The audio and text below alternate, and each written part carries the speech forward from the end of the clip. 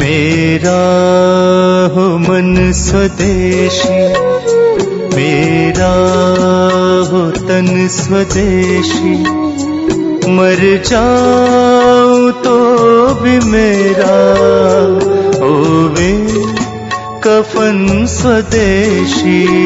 जी कहते हैं कि खाना जब दोपहर को खाएं और सुबह खाएं, सुबह और दोपहर, ये दो बात। वो ये कहते हैं कि दोपहर और सुबह का खाना खाएं। वैसे तो वो कहते हैं दोपहर का ना खाएं, दोपहर का खाना सवेरे खाएं। लेकिन अगर आप खा ही रहे हैं तो वो ये कहते हैं कि तुरंत विश्रांति लें, खाते ही आराम करें, काम कोई ना करें। कब तक? 20 मिनट। 20 मिनट विश्रांति लें। और उसको उन्होंने एक्सप्लेन किया है कि वो विश्रांति जो होनी चाहिए वो आपके शरीर को, जो बायां हाथ है इसको नीचे करके दाएं हाथ को ऊपर करके वाम कुक्षी अवस्था में लेटें। भगवान विष्णु को लेटे हुए देखा शेषनाग पर, बस उसी परिस्थिति में लेटें, उसी स्थिति में लेटें। क्यों? Left side. आप जानते हैं हमारे शरीर में 2 नाड़ियां हैं, वैसे तो 3 हैं। 3 नाड़ियां, एक सूर्य नाड़ी है, एक चंद्र नाड़ी है, एक मध्य नाड़ी है। ये जो सूर्य नाड़ी है यही भोजन को पचाने में मदद करती है। सूर्य नाड़ी तभी चलती है जब आपकी चंद्र नाड़ी कम हो। भोजन पचाना है सुबह का और दोपहर का, सूर्य नाड़ी तीव्र होनी ही चाहिए। तो लेफ्ट साइड में लेटो तो तुरंत सूर्य नाड़ी शुरू हो जाती है। वैसे तो अगर आप स्वस्थ हैं तो खाना खाते ही आपकी सूर्य नाड़ी अपने आप शुरू हो जानी चाहिए। नहीं हो रही है तो लेफ्ट साइड में लेट जाइए, लेटते ही शुरू हो जाएगी। 20 मिनट जरूर लेटें। फिर आप कहेंगे जी नींद आ गई, तो भागवत जी कहते हैं ले लो एक झपकी। वो ये कहते हैं रोको मत इस नींद को। जो सूत्र उन्होंने लिखा है कि दोपहर भोजन के बाद या सुबह भोजन के बाद अगर आपको आलस्य है शरीर में, तो वो कहते हैं कि बिना संकोच इस झपकी को ले लो। 20 मिनट की झपकी ले लो, ज्यादा से ज्यादा 40 मिनट की ले लो, इसके आगे नहीं। तो अगर आप भोजन के बाद इस विश्रांति ले लें 20 से 40 मिनट, तो अगले आधे दिन काम करने को बहुत एनर्जी आपके पास आएगी। आप चाहें तो आज ही करके देख लें। मैं इस सूत्र को वैसे कल विस्तार से समझाने वाला हूं कि शरीर के 14 वेग होते हैं, वेग, उनको कभी भी रोके नहीं। उसमें से निद्रा है, नींद जो है ना, ये एक वेग है। तो वो कहते हैं कि दोपहर के खाने के बाद अगर आलस्य आ रहा है तो ये स्वाभाविक है, क्योंकि खाना खाते ही जठर अग्नि प्रदीप्त होगी।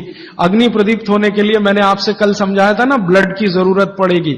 तो सारे शरीर का खून पेट में रहता है जब तक खाना पचता है।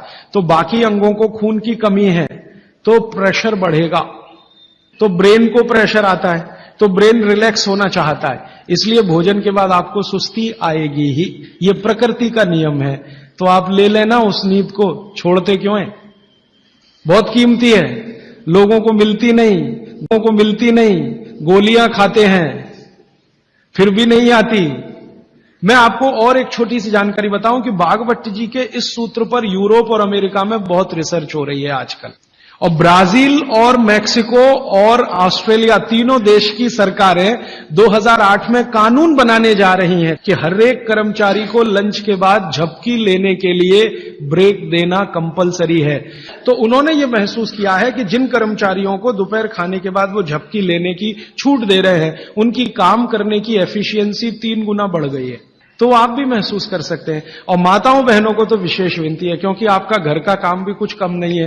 किसी भी फैक्ट्री को चलाना बहुत आसान है, घर चलाना बहुत मुश्किल काम है। और घर में भी सबसे मुश्किल काम है बच्चों को बड़ा करना। मैं मानता हूं दुनिया में इससे बड़ा कोई काम नहीं। तो आपको काम तो घर में भी है, आप भी भोजन के बाद एक झपकी लेने का नियम बना ही लो। सब काम छोड़कर झपकी ले लो, सब काम छोड़कर झपकी ले लो आप। क्योंकि मैं आपसे यह कह रहा हूं कि आपके शरीर के स्वस्थ रहने से ज्यादा बड़ा कोई काम नहीं है दुनिया में। कोई शर्म नहीं, सास की शर्म नहीं, ससुर की शर्म नहीं, पति की शर्म नहीं, बच्चों की शर्म नहीं। आपने दोपहर का खाना खाया, झपकी ले ही लो 20 मिनट से 40 मिनट। जिंदगी आपकी सुखी रहेगी, जिंदगी भर आप सुखी रहेंगे। इसमें कोई शर्म की बात नहीं है, यह शरीर की जरूरत है। जैसे भूख लगती है तो हम खाना खाते हैं, इसमें क्या शर्म करते हैं। वैसे ही खाना खाते ही ब्लड प्रेशर बढ़ता है और ब्रेन को ज्यादा प्रेशर बर्दाश्त नहीं है, तो नींद लेना ही शरीर के लिए अच्छा है। तो आप ये कर लो। पुरुषों के लिए भी मेरी विनती है, आप कहेंगे जी दुकान में व्यवस्था नहीं, कुछ बना लो, आगे पीछे कुछ तोड़ ताड़ के ऐसी व्यवस्था कर लो कि खाते ही पैर सीधे करने को कुछ तो हो जाए। आप कहेंगे जी ताड़ के ऐसी व्यवस्था कर लो कि खाते ही पैर सीधे करने को कुछ तो हो जाए। आप कहेंगे जी बैंक में काम करते हैं, बीमा कंपनी में काम करते हैं, तो मैं अमेरिका यूरोप की उन कंपनियों की लिस्ट दे देता हूं जहां पर यह नियम बन चुका है। आपके बैंक और बीमा वालों को वो लिस्ट दिखा दो कि जब ये अमेरिका और कनाडा और ब्रिटेन और ऑस्ट्रेलिया और न्यूजीलैंड में कानून बन सकता है तो हिंदुस्तान में क्यों नहीं। बागभट्ट तो हिंदुस्तान के थे। अब मैं आपको एक उल्टी बात कहता हूं, गुजरात में जाता हूं, मैं राजस्थान में जाता हूं, जयपुर जैसे शहर में, राजकोट जैसे शहर में, तो दोपहर को सारा बाजार बंद रहता है। कहां है जी, खाना खा के झपकी ले रहे हैं। बहुत सुखी लोग हैं, बहुत सुखी लोग हैं। काठियावाड़ में मैंने देखा है, क्या पोरबंदर, क्या राजकोट, क्या जामनगर, क्या जूनागढ़, क्या अमरेली, दोपहर को बाजार खुलेगा ही नहीं। और मैंने तो ऐसे ऐसे लोगों को देखा है कि ग्राहक आके खड़ा है करोड़ों रुपए लेके, सेठ जी कहेंगे जी शाम को आना 4 बजे के बाद। अरे सेठ जी मेरे पास बैग भरा है रुपयों का, शाम को ले आना, मुझे अभी इतनी फुर्सत नहीं है, मैं नींद ले रहा हूं। अब कुछ लोग गालियां देते हैं, क्या निकम्मे लोग हैं, दोपहर को सोते हैं। सो नहीं चाहिए। जो पुराने शहर है ना हिंदुस्तान में, हर जगह ये देखने को मिलेगा, दोपहर के खाने के बाद सब झपकी लेंगे ही। अच्छा, अब इसका उल्टा सूत्र है आगे का, तो शाम के भोजन के बाद कभी भी विश्रांति नहीं लेना। माने 6 बजे खाना खा लिया तो 8 बजे ही जाना सोने के लिए, उसके पहले नहीं। क्यों? सुबह का जो है क्रम शाम को उल्टा है। सुबह सूर्य का प्रकाश है, पवन का स्पर्श बहुत तीव्र है, शाम को सूर्य का प्रकाश बिल्कुल नहीं है। तो शाम के लिए वो ऑब्जर्वेशन करके कहते हैं कि कभी भी खाने के बाद तुरंत सोना नहीं। अगर सोएंगे तो हार्ट अटैक, डायबिटीज, सब बीमारी आने की संभावना। अब आके एक तीसरा सूत्र उन्होंने लिखा है, दोनों को शायद मिलाया उन्होंने। वो ये कहते हैं कि सुबह और शाम को अगर जो आप ये दोनों नियम पालन नहीं कर पाते किसी कारण से, करें तो बहुत अच्छा, नहीं कर पाते तो वो ये कहते हैं कि 10 मिनट के लिए वज्रासन में जरूर बैठ जाए, सुबह और शाम दोनों। वज्रासन आप सब समझते हैं, ये ऐसे पैर पीछे करके बस 10 मिनट बैठ जाइए खाने के बाद, सुबह भी और शाम को भी।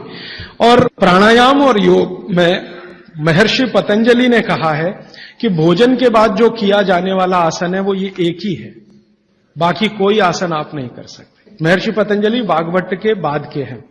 महर्षि पतंजलि कहते हैं कि अगर वज्रासन में कोई बैठता है तो शरीर बिल्कुल वज्र के जैसा ही होता है। वज्र आप समझते हैं, एकदम कठोर मजबूत। अब मैंने हिंदुस्तान के कई लोगों को देखा, गांधी जी को तो मेरे आंखों से नहीं देखा, शोभाकांत जी ने देखा है। गांधी जी घंटों घंटों वज्रासन में बैठते थे और आप देखो एकदम पतला शरीर और अंग्रेजों की लाठी खाने को हमेशा तैयार। वो वज्रासन की कृपा है गांधी जी। गांधी जी कोई आसन नहीं करते थे, कोई प्राणायाम नहीं करते थे। सुबह घूमने जरूर जाते थे और घंटों घंटों 3-3 घंटे तो लोगों ने उनको देखा बिना हिले डुले वज्रासन में बैठ के चिट्ठी लिख रहे, किताब पढ़ रहे वगैरह वगैरह। तो शरीर की बहुत सारी क्रियाएं एकदम दुरुस्त रहती। ये 3 सूत्र हुए। शरीर में कैल्शियम जो है ना, कैल्शियम ये एक घटक है, माइक्रो न्यूट्रिएंट इसको कह सकते हैं अंग्रेजी में, सूक्ष्म पोषक तत्व है।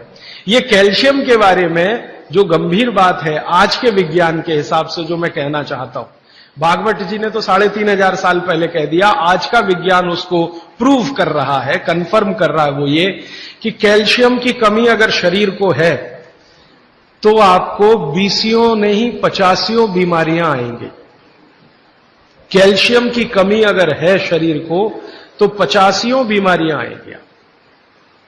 क्या क्या आ सकता है?